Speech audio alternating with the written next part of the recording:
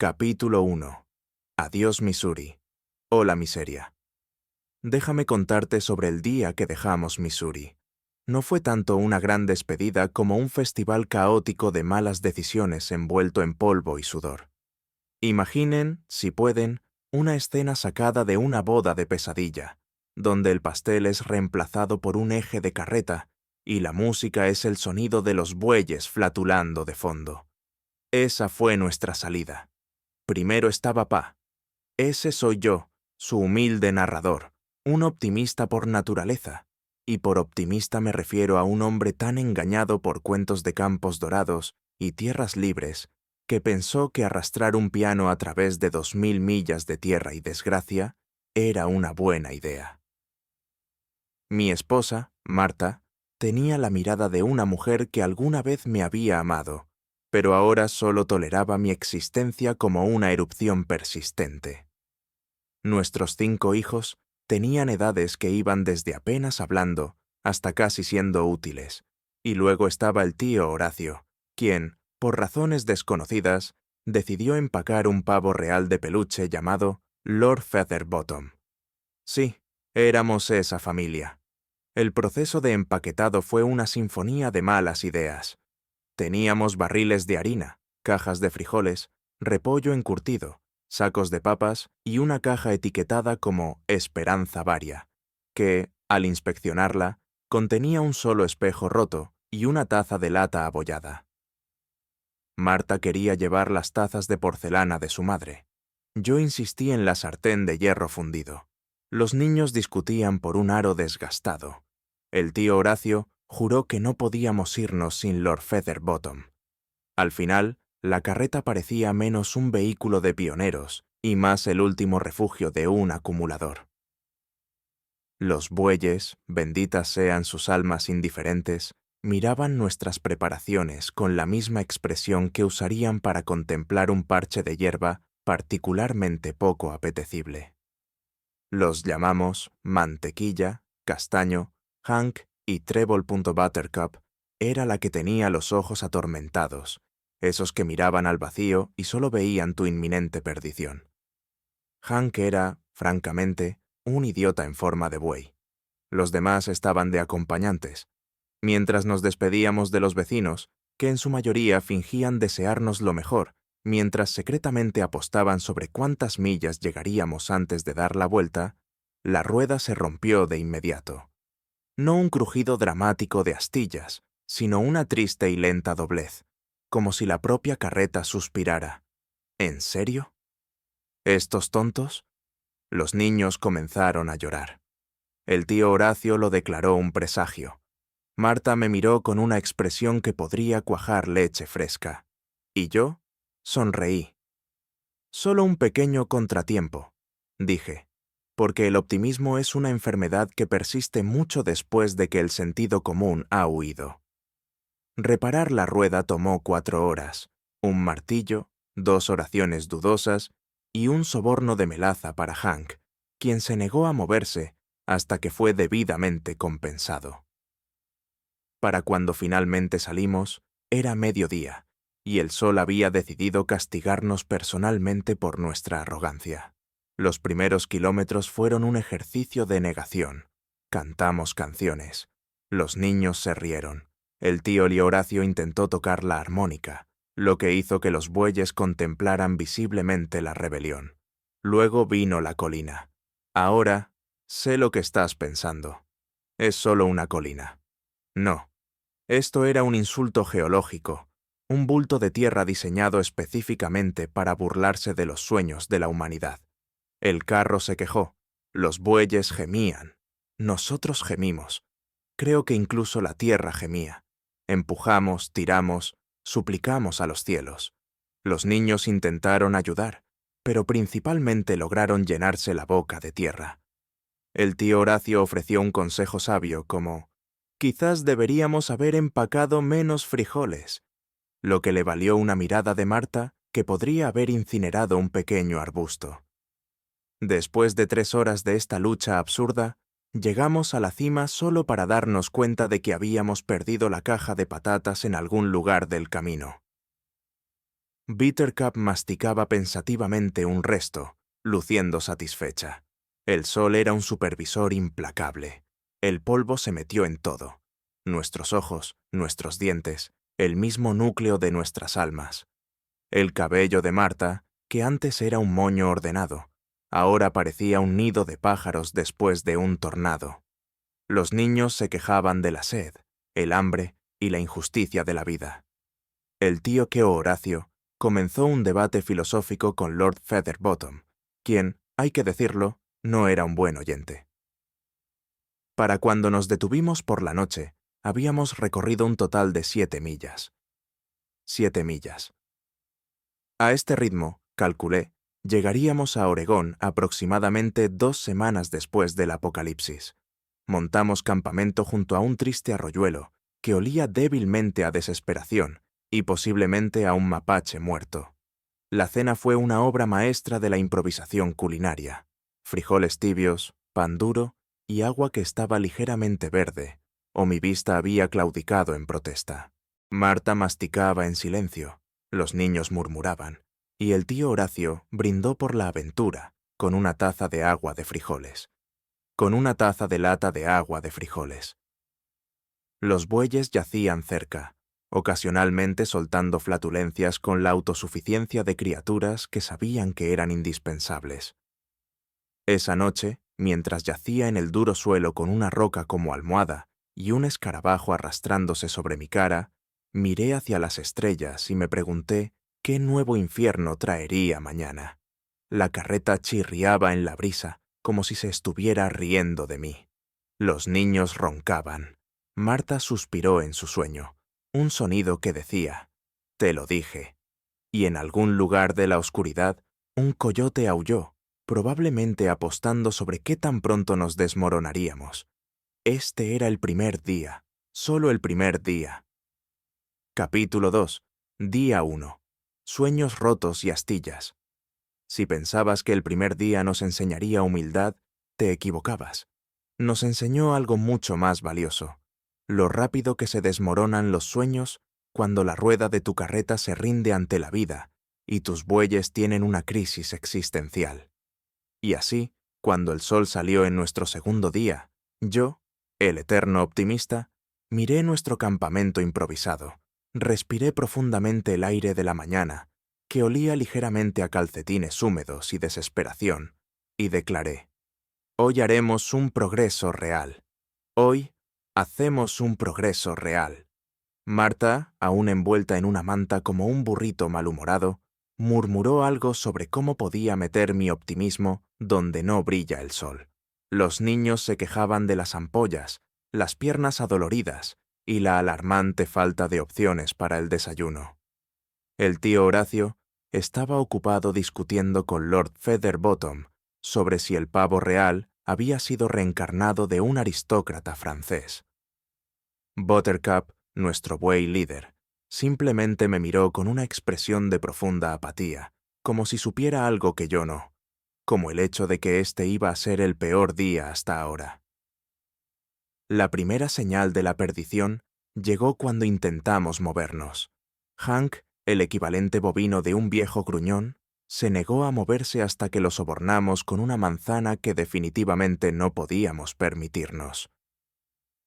Marta, siempre la práctica, me advirtió que darle la manzana a Hank era como firmar un pacto con el diablo. Pero yo, cegado por el optimismo y posiblemente los primeros signos de un golpe de calor, se lo entregué. Hank lo comió lentamente, con la satisfacción arrogante de una criatura que entendía el valor del poder. Una vez que pusimos en marcha a los bueyes, comenzó la verdadera aventura. El camino no era tanto una carretera como una colección de surcos aleatorios, rocas e insultos profundamente personales de la madre naturaleza. Cada pocos minutos, la carreta se sacudía violentamente, amenazando con enviar nuestra preciada carga, principalmente repollo en escabeche y sueños, rodando por el suelo. Buttercup seguía desviándose hacia la izquierda sin razón aparente, lo que hacía que la carreta trazara elegantes curvas en forma de S, como si estuviera borracha, por la pradera. El cabello de Marta había alcanzado un nivel de volumen que solo podía describirse como un heno golpeado por un rayo. A mediodía, el sol era menos un cuerpo celeste y más un tirano opresor que nos asaba lentamente. Los niños, antes llenos de energía, ahora seguían detrás de la carreta como verduras marchitas. El tío Horacio intentó levantar los ánimos tocando la armónica, un gesto noble que resultó en Hank cargando hacia él con mirada asesina. Tomamos eso como una señal para hacer una pausa para el almuerzo. Almuerzo, si es que se le puede llamar así. Fue un evento culinario que se podría describir mejor como cercano a la supervivencia. Teníamos la opción entre galletas rancias que podrían haber sido usadas como materiales de construcción y frijoles fríos y grasientos que parecían multiplicarse cuando no mirabas.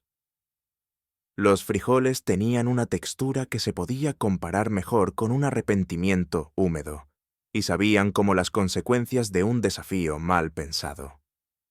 Marta murmuró con desdén que si sobrevivíamos, escribiría un libro de cocina titulado 100 maneras de arruinar los frijoles en el camino. El tío Horacio ofreció entusiastamente contribuir con un capítulo titulado Agua de frijoles, ¿una delicia? Los niños masticaban en silencio, sus expresiones las de almas que habían visto demasiado. Reanudamos nuestro viaje después del almuerzo, y fue entonces cuando la rueda del carro finalmente cedió. No se rompió con un chasquido dramático. No, cedió con un lento y doloroso gemido, como el suspiro moribundo de una mula sobrecargada. La carreta se inclinó, la carga se desplazó, y me encontré mirando fijamente una caja de frijoles que descendía rápidamente y me golpeó de lleno en la cara. Marta no dijo nada, pero su silencio era tan potente que podía sentir el juicio irradiando de ella, como ondas de calor. Los niños se rieron, porque claro que lo hicieron. El tío Horacio lo declaró un signo de los espíritus y comenzó a agitar su sombrero como si estuviera dirigiendo una sesión de espiritismo. Mantequilla aprovechó la oportunidad para alejarse y masticar un grupo de arbustos espinosos, lo cual parecía reflejar mi estado de ánimo a la perfección.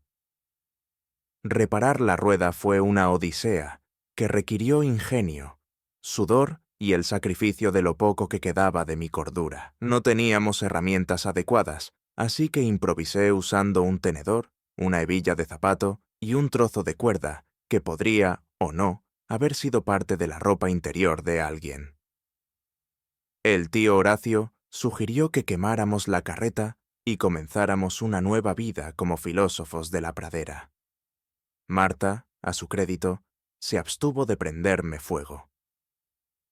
Para cuando la rueda fue reparada con más esperanza que destreza, ya era tarde por la tarde. Habíamos recorrido un total de 3 millas ese día. 3 a este ritmo, calculé, llegaríamos a Oregón justo a tiempo para los funerales de nuestros bisnietos. Seguimos adelante, principalmente porque la alternativa era admitir la derrota y acampar a la vista del campamento de ayer. Un pensamiento demasiado deprimente incluso para nosotros. El paisaje, una vez lleno de promesas, ahora parecía burlarse de nosotros, con interminables extensiones de nada, interrumpidas por el ocasional árbol muerto, que parecía haber muerto de puro aburrimiento. A medida que el sol comenzaba a ponerse, pasamos junto a un grupo de viajeros que parecían estar un poco peor que nosotros. Su carro tenía una rueda completamente faltante, y estaban intentando arrastrarlo con pura fuerza de voluntad y una cabra que lucía muy confundida. Ellos saludaron. Les devolvimos el saludo. La cabra baló en lo que solo podía asumir que era solidaridad. Esa noche, el campamento fue un asunto silencioso y sombrío. La cena fueron frijoles recalentados, otra vez, y nadie tenía la energía para fingir que eran comestibles. Los niños se quedaron dormidos a medio bocado. Marta se sentó mirando el fuego, con los ojos desenfocados, quizás soñando con una vida en la que no se hubiera casado con un hombre que pensaba que el camino de Oregón sería una divertida excursión familiar. El tío Horacio susurró en voz baja al Lord Featherbottom sobre la futilidad de la ambición humana.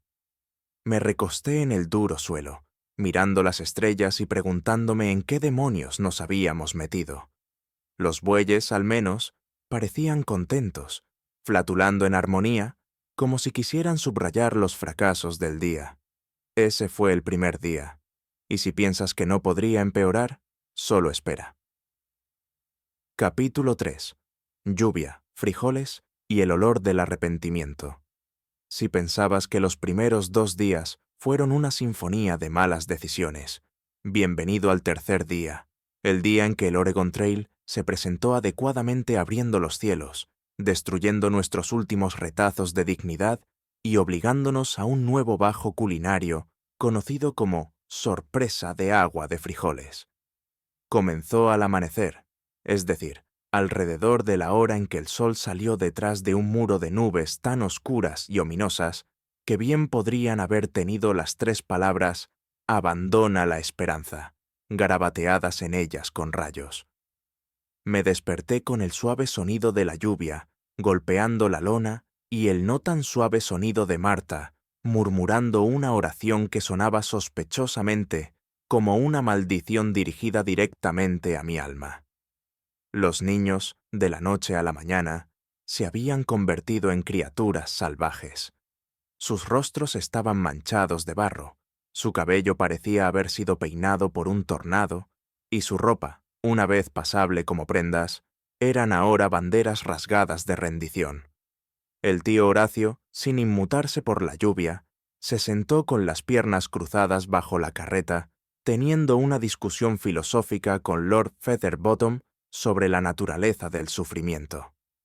Buttercup, el buey, se mantenía bajo la lluvia, masticando el bolo alimenticio con la tranquila satisfacción de una criatura que sabía que no era su problema si nos ahogábamos.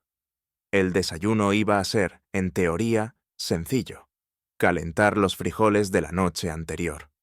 En la práctica, sin embargo, la lluvia tenía otros planes. El fuego chisporroteó, siseó y finalmente se rindió, al igual que yo quería.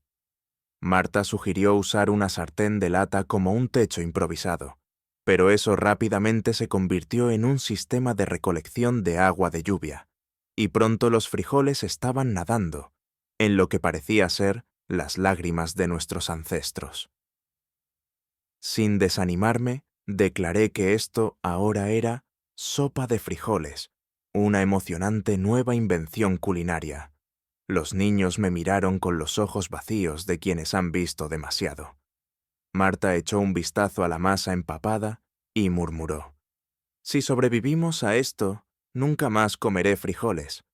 El tío Horacio insistió en añadir una cucharada de melaza, alegando que mejoraría el sabor. No lo hizo. Mientras nos sentábamos allí bajo la lona hundida, sorbiendo agua de frijoles y contemplando nuestras decisiones de vida, la lluvia se intensificó.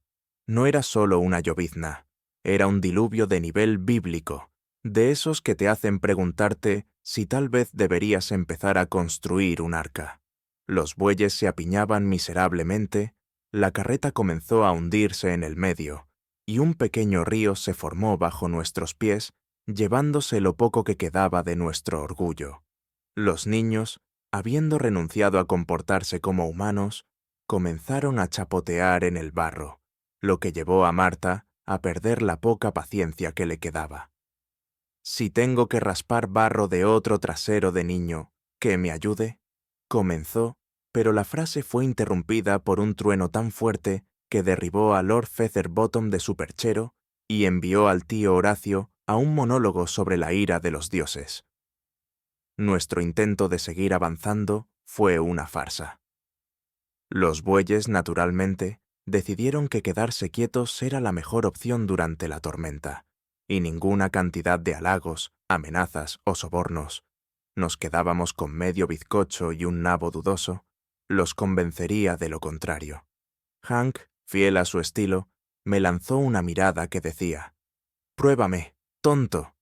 Y Buttercup se tumbó por completo, como si quisiera demostrar la futilidad de la existencia. Marta, con la determinación de acero de una mujer llevada al límite, sugirió aligerar la carreta deshaciéndonos de los no esenciales. Protesté. Después de todo, ¿qué podría ser más esencial que mi colección de palos para tallar o la caja de escarabajos secos que había estado planeando intercambiar con los locales? Marta respondió arrojando los escarabajos al barro, donde se hundieron con una finalización empapada que parecía casi poética. Al mediodía, la lluvia había empapado todo: nuestra ropa, nuestras mantas, nuestros suministros, y lo más devastador, la última galleta seca que habíamos estado guardando como un refuerzo moral. Los niños peleaban por las migajas empapadas.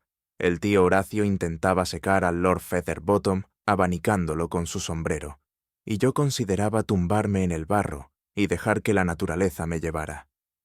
Entonces llegó la disentería, no con toda su fuerza. Oh no, esa alegría vendría después, sino los primeros retumbos, los signos sutiles pero ominosos, de que nuestros sistemas digestivos finalmente se habían rendido ante el asalto implacable de los frijoles en mal estado y el agua peor. Comenzó con un solo y estruendoso gorgoteo que silenció todo el campamento. Incluso los bueyes detuvieron su masticar. Miré a Marta. Marta me miró. Ambas lo sabíamos. La perdición había llegado. Las siguientes horas fueron un torbellino de incomodidad, pánico y mucho correr hacia los arbustos. La lluvia, por supuesto, no paró. Parecía cobrar fuerza, como si se estuviera burlando de nosotros. Los niños, ahora completamente salvajes, comenzaron a perseguirse unos a otros con palos, y el tío Horacio intentó enseñarles filosofía, lo que llevó a que un niño preguntara si Dios nos odiaba. No tenía una buena respuesta. La cena, si es que se le puede llamar así, era más agua de frijoles, ahora con un sabor a desesperación. Nos acurrucamos bajo la carreta, temblando y miserables, escuchando el interminable tamborileo de la lluvia y el ocasional y aterrador gorgoteo del estómago de alguien. Marta miraba el pozo sin fuego como si estuviera contemplando un asesinato. El tío Horacio cantó un requiem en honor a la galleta perdida. Al caer la noche, todos estábamos empapados, helados y más o menos convencidos de que habíamos enfadado a algún espíritu vengativo de la pradera. Los niños se quedaron dormidos en un montón, húmedos y sucios. Marta se recostó sobre un montón de mantas mojadas, con los ojos cerrados, los labios moviéndose en una oración silenciosa para que esta pesadilla terminara. El tío Horacio susurró al Lord Featherbottom, que lucía más desaliñado que regio. Yacía allí en el barro, sintiendo cada dolor en mi cuerpo, cada arrepentimiento en mi alma y cada terrible decisión que nos había llevado a este punto. La carreta chirriaba, los bueyes roncaban y la lluvia seguía cayendo. Y ese fue el día 3, solo el tercer día. Capítulo 4. El cruce del río de la perdición. El cuarto día. El día en que descubrimos que el agua, la misma cosa que sostiene la vida, también puede ahogar de manera muy eficiente tus esperanzas, sueños y aproximadamente la mitad de tus posesiones mundanas. La mañana comenzó, como suelen comenzar las mañanas en el camino de Oregón, con mi intento de despertar a un montón de familiares empapados y poco cooperativos. Marta, habiendo alcanzado la etapa de la vida en el camino donde solo hablaba en resoplidos y miradas fulminantes, se negó a levantarse. Los niños, que para entonces se habían fusionado en un solo organismo cubierto de barro, gemían como un rebaño de ganado moribundo. El tío Horacio ya estaba despierto, por supuesto, murmurando a Lord Featherbottom sobre la amenaza existencial de los ríos y cómo una vez perdió un buen par de calcetines en un arroyo murmurante. Buttercup y los otros bueyes miraban al horizonte como si hubieran visto el fin del mundo, y lo aceptaran con un suspiro bovino y silencioso. Entonces lo alcanzamos. El río no era solo un río, era el río, el tipo de río que te hace cuestionar la propia naturaleza del progreso, y si el destino manifiesto era solo una forma elegante de decir, buena suerte, tonto. Se extendía ante nosotros, ancho, lodoso y agitado con una energía malévola que susurraba, acércate más, te atrevo. No había puentes, ni transbordadores, ni lugareños de buen corazón ofreciendo una canoa. Solo nosotros, nuestra carreta sobrecargada y la realización de que teníamos 3 opciones. 1. Vadear el río. 2. Flotar la carreta. O 3. Sentarnos y llorar en silencio mientras los bueyes tramaban su inevitable rebelión. Yo, siendo el tipo de hombre que una vez intentó arreglar un eje roto con un tenedor y una oración, decidí por la opción 1, vadear el río. Parecía lo suficientemente simple en teoría. El agua parecía de solo hasta la cintura desde la distancia, lo cual, por supuesto, era una ilusión, al igual que la idea de que los niños son útiles o que la sabiduría fluvial del tío Horacio alguna vez fue útil. Marta, con la paciencia de una mujer que alguna vez había creído en mí, dijo, «Si nos matas, te perseguiré en la otra vida». Los niños, ahora semisalvajes duendes del río, vitorearon ante la perspectiva de la aventura. El tío Horacio ofreció bendecir el cruce con un canto que sonaba sospechosamente como una receta para arenque en escabeche. Respiré hondo, le di una palmada a Buttercup en el trasero y nos pusimos en marcha. Los primeros metros fueron engañosamente suaves. La carreta avanzaba como si el universo hubiera decidido darnos un respiro. Entonces, Buttercup pisó un agujero oculto, tropezó y toda la operación se inclinó violentamente hacia la izquierda. Las cajas se movieron, los barriles crujieron y Lord Featherbottom soltó un graznido, que estoy convencido era una grosería en el lenguaje de los pájaros. Marta gritó. Los niños gritaron. El tío Horacio comenzó a recitar lo que creo que era un canto de muerte vikingo. Yo, siempre el optimista, grité. «Lo estamos haciendo genial. ¿Podrías proporcionar el texto que deseas traducir al español?» Entonces la corriente nos atrapó.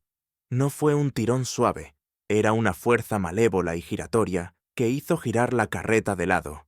Derribó un barril de repollo en escabeche que flotó a la distancia como un barco fantasma hinchado, y envió a Buttercup a un pánico total de buey. Intentó salir corriendo, arrastrando a los otros bueyes, la carreta y a todos nosotros con él. Los niños se aferraban a los lados, con los ojos muy abiertos y gritando. El tío, Horacio, sostenía a Lord Featherbottom en alto, como si fuera un artefacto sagrado. Marta, con la fuerza de una mujer impulsada enteramente por la rabia, agarró las riendas e intentó dirigir, es decir, me gritó, mientras yo me debatía sin poder hacer nada. El agua se derramó en la carreta, empapándolo todo. Nuestra harina se convirtió en pasta. Los frijoles se convirtieron en un puré de frijoles. La última de nuestra ropa seca absorbió agua como una esponja en una inundación. Buttercup, en una muestra de pura malicia, se desvió hacia la parte más profunda del río, y por un momento éramos menos una familia en un viaje y más una escena de un cuento de advertencia sobre la ibris. De alguna manera, a través de una combinación de pura suerte, intervención divina y la furiosa determinación de Marta, llegamos al otro lado. Estábamos empapados, temblando, y olíamos a desesperación mojada. La carreta estaba en un ángulo triste, una rueda medio enterrada en el barro, y nuestras provisiones eran una trágica sopa de frijoles, harina y sueños aplastados. Marta me miró, con el cabello pegado a su rostro, y dijo con calma glacial, «Te lo dije». El tío Horace se sentó en el barro y comenzó a llorar suavemente en las plumas de Lord Featherbottom. Los niños, siempre adaptables, comenzaron una pelea de barro, que terminó cuando uno de ellos lanzó un puñado directamente a mi cara. Buttercup y los bueyes estaban cerca, empapados y satisfechos. Evaluamos los daños. El repollo encurtido había desaparecido. La harina estaba arruinada. Los frijoles estaban, bueno, de alguna manera se habían multiplicado. Un ejército profano de legumbres empapadas. La carreta chirriaba ominosamente, la rueda amenazando con romperse en la próxima piedra que encontráramos. Mis botas hacían un ruido sordo con cada paso, y olía a un pionero derrotado y empapado.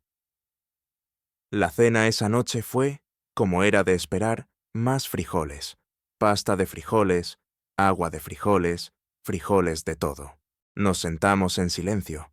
Los únicos sonidos eran el croar distante de una rana y el ocasional y amargo pedo de Hank el buey. Mientras nos acostábamos a dormir, sobre el suelo húmedo, bajo mantas húmedas, con almas húmedas, pensé en Oregón. ¿Valió la pena? ¿Lo lograríamos siquiera? ¿O nos convertiríamos en otra historia de advertencia, un grupo de tontos que pensaron que podían conquistar la frontera con una carreta llena de repollo en escabeche y un buey terco llamado Hank? La lluvia comenzó de nuevo, ligera al principio, luego constante, luego torrencial. Y ese fue el día 4. Solo el día 4. Capítulo 5. Polvo, disentería y la muerte de la dignidad. El quinto día amaneció con un sol que era menos calidez suave del cielo, y más bola de fuego enfadada tratando de asar tus globos oculares en tu cráneo. Abrí los ojos ante la luz cegadora, el zumbido implacable de los mosquitos y el distintivo olor de algo vagamente trágico. ¿Era pelo de buey húmedo? ¿Frijoles mojados? ¿O quizás el fragante aroma de mis propias esperanzas decayendo lentamente?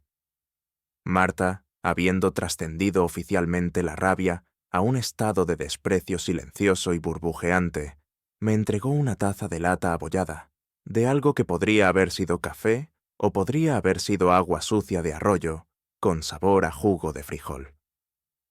Lo bebí. Todavía no estoy seguro si ayudó o perjudicó. Los niños, para este punto, se habían convertido en criaturas semisalvajes de polvo. Sus rostros estaban manchados de tierra, sus ropas eran indistinguibles de la pradera misma, y sus ojos tenían la mirada perdida de pequeños que habían visto cosas que nadie debería ver. El tío Horacio, como siempre, estaba deleitando al Lord Featherbottom con historias de su juventud, que sospechaba estaban completamente fabricadas. Buttercup y los bueyes habían formado lo que solo puedo describir como un comité de huelga sindicalizado, de pie en un apretado grupo y mirándome con desdén colectivo. El desayuno fue otra emocionante ronda de «adivina esa textura». Los frijoles habían alcanzado una consistencia que estaba entre la pasta y el arrepentimiento, mientras que los últimos restos de nuestro pan se habían fosilizado en artefactos que futuros arqueólogos podrían estudiar para entender la dieta de los idiotas. Fue en este punto que la disentería hizo su gran entrada. Sutil al principio, solo unos pocos retortijones, una ligera sensación de malestar, pero pronto nuestro campamento se convirtió en una sinfonía de malestar gastrointestinal. Los sonidos de arcadas, gemidos y el apresurado arrastrarse hacia los arbustos más cercanos resonaban por la pradera. Incluso los bueyes parecían vagamente preocupados. Marta, siempre la pragmática, declaró: «Si este es el final, me iré luchando», y trató de desinfectar las cucharas con un trapo que anteriormente se había usado para limpiar el trasero de Buttercup. El tío Horacio, entre espasmos de incomodidad, insistía en que la disentería forja carácter. No estaba seguro de qué tipo de carácter estaba forjando, pero ciertamente no era el que yo quería. El sendero en sí, esa cruel e inflexible cinta de miseria surcada de surcos, se burlaba de nosotros en cada curva. Avanzamos con pesadez, milla tras milla dolorosa, a través de un polvo tan espeso que parecía inhalar una versión en polvo de la desesperación. El sol ardía sobre nuestras cabezas, implacable y cruel. Los bueyes, quizás alentados por nuestro sufrimiento colectivo, se negaron a cooperar. Buttercup, en particular, parecía haber desarrollado una vendetta personal contra mí, fijando la mirada y negándose a moverse, a menos que le ofreciera un soborno. Nos quedábamos con una sola zanahoria moho y medio trozo de manteca endurecida, y Buttercup lo sabía. Al mediodía, nos detuvimos para una comida que consistía en, bueno, más frijoles. Los niños los pinchaban con palos, como si esperaran que se transformaran espontáneamente en algo comestible.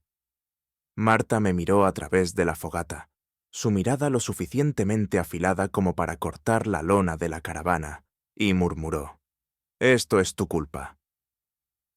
El tío Horacio ofreció hacer té usando hierbas medicinales que había encontrado junto al camino. Resultaron ser hiedra venenosa. Para la tarde, nuestro progreso había disminuido a un paso de tortuga. La carreta gemía como un abuelo artrítico, los bueyes avanzaban como si se dirigieran a su propio funeral, y los niños se turnaban para preguntar si ya habíamos llegado en tonos que sugerían que ya no creían que allí existiera. Buttercup pisó un agujero y se negó a sacar su pezuña hasta que le prometimos la primera porción del próximo barril de frijoles. A medida que el sol se hundía en el horizonte, montamos campamento, exhaustos, polvorientos y cuestionando profundamente nuestras decisiones de vida. El aire olía a sudor, frijoles y un persistente sentido de fracaso colectivo. Intentamos hacer una fogata, pero la madera estaba húmeda y los fósforos se habían empapado durante el cruce del río, así que nos sentamos en la oscuridad, mordisqueando frijoles fríos y contemplando nuestra perdición. Esa noche, mientras yacíamos bajo las estrellas, reflexioné sobre el verdadero significado del destino manifiesto. Parecía menos sobre la audaz exploración y más sobre sufrir en silencio, mientras pretendíamos que todo era parte de la aventura. Marta murmuró en su sueño, algo sobre ataúdes en forma de frijol. El tío Horacio roncaba, Lord Featherbottom acurrucado bajo su brazo como un animal de apoyo emocional emplumado.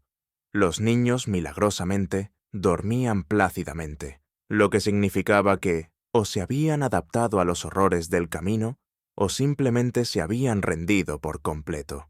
Y Buttercup, ese buey terco y flatulento, yacía cerca, masticando con satisfacción, como si supiera que mañana traería más de lo mismo, y estaba listo para ello.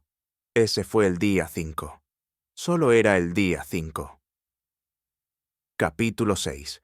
El gran colapso de la pradera y la carreta de la desesperación. El sexto día no comenzó con el canto de los pájaros, ni con un amanecer pacífico, sino con el distintivo sonido del tío Horacio discutiendo en voz alta con un cactus. Me senté lentamente, mis articulaciones crujían como la carreta, y traté de armar la escena. Horacio, sin camisa y despeinado, estaba agitando un palo hacia el cactus y exigiéndole que se disculpara por existir. El cactus, a su favor, parecía no estar molesto, irradiando la tranquila confianza de una planta que sabía que podía sobrevivir a todos nosotros. Marta estaba sentada cerca, remendando calcetines con la furiosa intensidad de una mujer que intentaba apuñalar la tela hasta someterla. Los niños estaban jugando a un juego que habían inventado llamado Atrapa la sombra del buitre, que principalmente consistía en agitar los brazos en el aire y caer al suelo. Buttercup, por supuesto, permanecía inmóvil, tumbada en un parche de polvo con una expresión que decía: «He trascendido el sufrimiento». El desayuno fue, una vez más, frijoles. En este punto, los frijoles habían alcanzado una especie de presencia espiritual en nuestras vidas, un recordatorio constante de que la vida es sufrimiento, y el sendero es un purgatorio incesante basado en frijoles. Intentamos pretender que eran otra cosa, quizás trufas exóticas del sendero o un robusto gachas de pioneros. Pero no, eran solo frijoles, frías, polvorientas y ahora ligeramente crujientes por la arena. Reanudamos nuestro viaje bajo un cielo tan abrasador que parecía que la pradera misma intentaba cocernos vivos. El aire brillaba, el polvo se levantó en grandes nubes asfixiantes. Cada paso se sentía como atravesar una sopa caliente. Los bueyes avanzaban con un profundo sentido de resignación. La carreta chirriaba, se inclinaba y se quejaba con cada bache. Entonces vino el colapso. Empezó de manera bastante inocente. La rueda golpeó una roca particularmente mala y desplazó toda la carga del carro hacia un lado. Un barril de frijoles se deslizó y estalló en el suelo, enviando un tsunami de frijoles rodando por la pradera.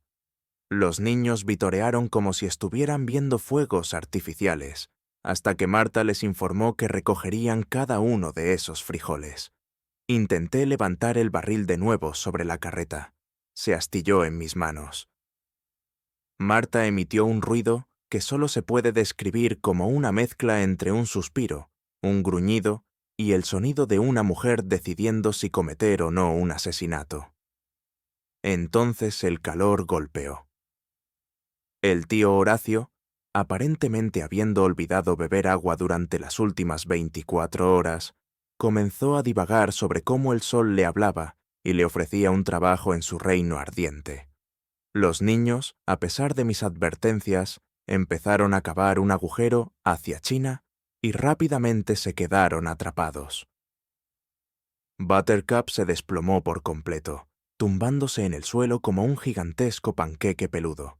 La gota que colmó el vaso llegó cuando Lord Featherbottom, bendito sea su pequeño corazón, intentó escapar volando.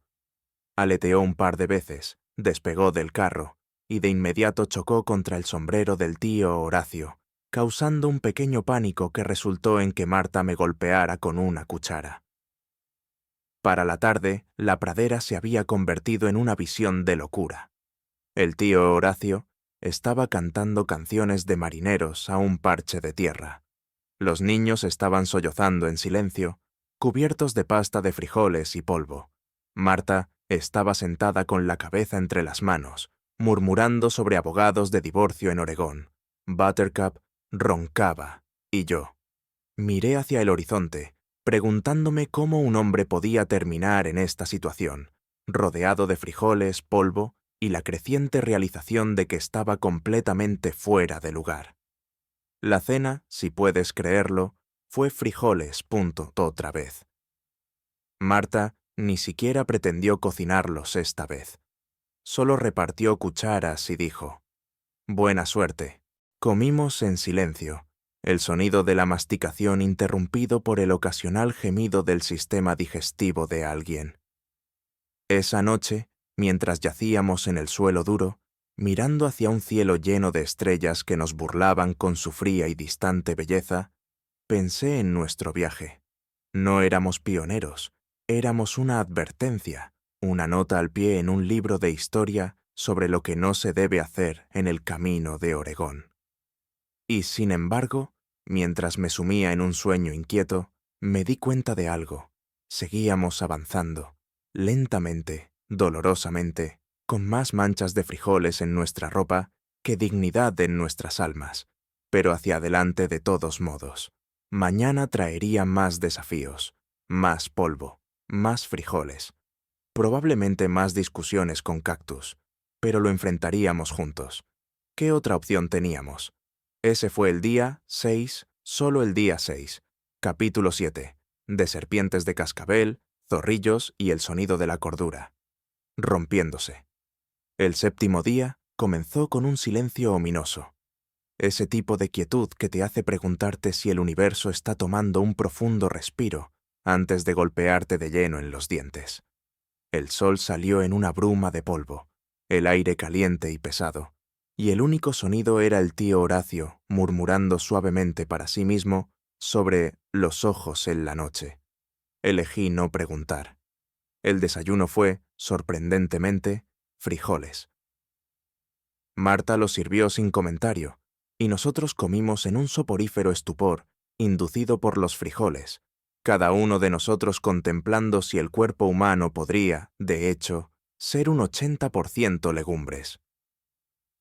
Los niños se habían puesto a mirar al horizonte como pequeños fantasmas atormentados, mientras Buttercup el buey simplemente yacía en el polvo, con las patas extendidas, pareciendo una alfombra peluda de desesperación.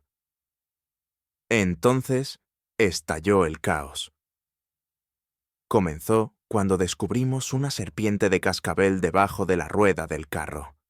Me gustaría decirte que lo manejamos con el coraje y la inventiva de los pioneros, pero no.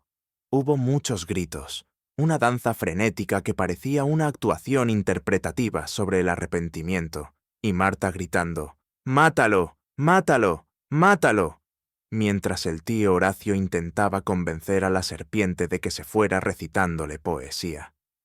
La serpiente, poco impresionada, se enroscó y sonó. En un momento de pura pánico, agarré el objeto más cercano, un cucharón de sopa, y, con toda la dignidad de un hombre que había perdido completamente la cabeza, intenté luchar contra la serpiente como un caballero de cocina desquiciado. El cucharón se dobló, la serpiente se lanzó, y yo corrí de cabeza contra la rueda de la carreta, dándome un chichón del tamaño de una papa de pradera. La serpiente se deslizó, presumiblemente para escribir una reseña enojada sobre su estancia con nosotros. Los niños aplaudieron, lo cual se sintió innecesariamente sarcástico. Entonces, llegó la mofeta. Apareció justo después del almuerzo, caminando con un movimiento torpe hacia el campamento, como si fuera el dueño del lugar, con la cola levantada, los ojos entrecerrados y un aura de pura amenaza sin cortar. Marta se congeló.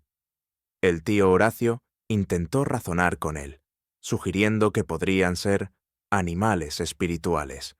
Los niños, por supuesto, pensaron que era adorable y trataron de acariciarlo. No salió bien. La mofeta se dio la vuelta, desató un ataque de guerra química como el que espero no volver a experimentar nunca, y huyó. El olor fue instantáneo, horrendo y completamente ineludible. Intentamos lavarlo, primero con agua, luego con vinagre, luego con lágrimas. Nada funcionó, odiábamos a un repollo podrido, envuelto en desesperación. Los bueyes, quizás en solidaridad, decidieron que ya no se moverían. Buttercup se tumbó completamente, mientras Hank el buey simplemente miraba al vacío, como si contemplara la futilidad de todos los esfuerzos terrenales. Los niños comenzaron a llorar. Marta comenzó a llorar. El tío Horacio, por razones desconocidas, comenzó a reír. Una risa desquiciada y aguda que sugería que ya no estaba completamente anclado a la realidad. Lord Featherbottom aleteó salvajemente, como si intentara despegar y escapar del olor a perdición. En un ataque de desesperación, intentamos ventilar nuestras provisiones, solo para descubrir que la harina estaba mojosa. El último trozo de tocino había sido robado por mapaches, que dejaron pequeñas huellas de barro como burla, y el barril de agua tenía una sospechosa película verde en la parte superior. La cena, predeciblemente, fueron frijoles. Frijoles con olor a mofeta, impregnados de polvo, tibios, servidos en cualquier superficie que no estuviera siendo utilizada para ahuyentar a la fauna salvaje. A medida que el sol se ponía, nos sentamos en silencio, cada uno de nosotros contemplando la serie de malas decisiones que nos habían llevado a este momento. Los niños yacían acurrucados como pequeños y tristes sacos de frijoles. El tío Horacio miraba las estrellas, tarareando una melodía que sonaba como el tema de una película de terror. Marta me miró con una expresión que decía, «Si no arreglas esto, te arrojaré al próximo cactus que pasemos». ¿Y Buttercup? Buttercup simplemente se quedó allí, masticando lentamente, como si dijera, «Esto lo hicieron ustedes mismos». Ese fue el día 7. Solo el día 7. Capítulo 8. La última broma de los dioses del Camino de Oregón. Día 8. El día en que los dioses del Oregon Trail finalmente chasquearon los dedos, se rieron a carcajadas y decidieron poner a prueba nuestros últimos restos de cordura. Me desperté con el familiar olor a polvo, sudor y desesperación existencial, además de un toque de cabello chamuscado. Probablemente de la última tentativa de Marta de cocinar el desayuno usando nada más que pura rabia y una lupa. El desayuno fue, ya lo adivinaste, frijoles, pero ahora estaban impregnados de mofeta, acechados por mapaches y posiblemente poseídos por algún espíritu vengativo de la pradera. Marta repartía los cuencos con la eficiencia sin alma de una mujer que hacía tiempo había dejado de preocuparse por si vivíamos o moríamos. El tío Horacio murmuraba a Lord Featherbottom sobre el sentido de la vida. Los niños discutían sobre quién había recibido la porción menos frijolesca, y Buttercup el buey había comenzado a roer la rueda de la carreta como si intentara escapar de esta realidad con pura determinación. El sol salió como un dios enfurecido, abrasando nuestra piel, nuestro espíritu y probablemente nuestros órganos internos. El calor era tan intenso que comencé a alucinar con un gigantesco y sarcástico arbusto rodante, pasando y susurrando: «Buena suerte, perdedores». La pradera se extendía interminablemente hacia adelante, plana e implacable, mientras que detrás de nosotros se arrastraba el olor a mofeta, desesperación y frijoles mal digeridos. Entonces, la rueda de la carreta se rompió. No fue un crujido educado, ni un chirrido de advertencia. No, esto fue una explosión catastrófica y astilladora que lanzó trozos de madera en todas direcciones. Todo el carro se tambaleó de lado como un búfalo borracho, derramando su contenido en una trágica cascada. El barril de harina, los últimos frijoles, la cuestionable colección de piedras curativas del tío Horacio. Todo desaparecido. Los niños gritaron. Marta emitió un sonido entre un aullido y un grito. Buttercup, Buttercup, simplemente miró al vacío, como si susurrara: «Te lo dije». Intentamos arreglar la rueda con lo que teníamos: astillas, cuerda, una sola cuchara doblada. Pero era como intentar reconstruir una catedral usando ramitas y chicle. El tío Horacio sugirió un sacrificio para apaciguar a los dioses del sendero. Los niños me nominaron. Marta, por un breve momento, pareció estar considerándolo. Como si fuera una señal, nubes oscuras se acercaron. El trueno retumbó, los relámpagos destellaron y la lluvia comenzó a caer en un torrente tan repentino y feroz que parecía que nos estaban golpeando con una manguera celestial enfadada. Nuestros suministros, lo poco que quedaba, se empaparon al instante. Los niños comenzaron a llorar de nuevo. El tío Horacio intentó construir un refugio usando una manta vieja y una firme creencia en el optimismo, que se derrumbó en un montón en cuanto una brisa lo golpeó. Nos acurrucamos juntos en el barro, un montón empapado y miserable de humanidad y ganado, mientras la tormenta rugía a nuestro alrededor. Buttercup, naturalmente, parecía no verse afectada, masticando un trozo de cuerda como un filósofo, contemplando la futilidad de la existencia mortal. Después de lo que pareció ser horas, la lluvia cesó, el sol regresó, burlándose de nosotros con su cálido resplandor, y examinamos los escombros. La carreta era una cáscara arruinada.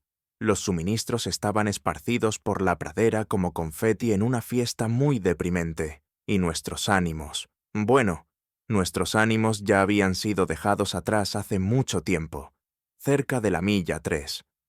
Entonces, como si el universo no hubiera terminado con nosotros, lo escuchamos. El ominoso y resonante aullido de los coyotes. Los niños se congelaron. Los ojos de Marta se entrecerraron. El tío Horacio, en un arrebato de lo que solo puedo suponer que fue una locura inducida por el calor, declaró: «Voy a razonar con ellos». Y de inmediato comenzaron a aullar de vuelta. Los coyotes, presumiblemente tan confundidos por esto como nosotros, mantuvieron su distancia, pero el daño ya estaba hecho. Pasamos la noche en tensión, aferrándonos a palos, cucharas y entre nosotros, listos para el inevitable ataque que nunca llegó. Buttercup, imperturbable, durmió a través de todo, roncando tan fuerte que asustó al menos a un mapache oportunista. Al amanecer estábamos destrozados, no solo físicamente, sino espiritualmente. El sendero nos había despojado hasta lo más profundo. Un grupo de lunáticos aturdidos por los frijoles, con olor a mofeta, quemados por el sol, aferrados a un carro que ahora se parecía más a una obra de arte moderno que a un vehículo funcional. Y sin embargo, seguíamos caminando. Cojeamos, gateamos y nos arrastramos hacia adelante, una miserable milla a la vez. La pradera, las tormentas, las mofetas, las serpientes, todos habían intentado derrotarnos, y en su mayoría lo habían logrado. Pero al final llegamos a Oregón. No en triunfo, no en gloria, sino en pura y exhausta desafiante. La tierra no era el paraíso que nos habían prometido. Estaba embarrado, poco acogedor y olía vagamente a moho. Un hombre nos entregó una pala y dijo: «Bienvenidos, empiecen a cavar». Lo miré, los niños me miraron a mí, y Marta miró al horizonte como si ya estuviera planeando cómo dejarme allí.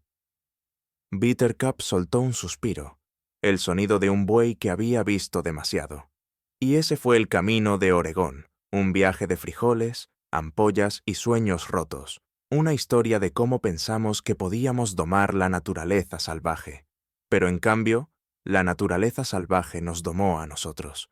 Puede que hayamos llegado, pero una parte de nosotros permanecerá para siempre en ese polvoriento camino, probablemente enterrada bajo un montón de frijoles mohosos y ruedas de carro aplastadas. El fin.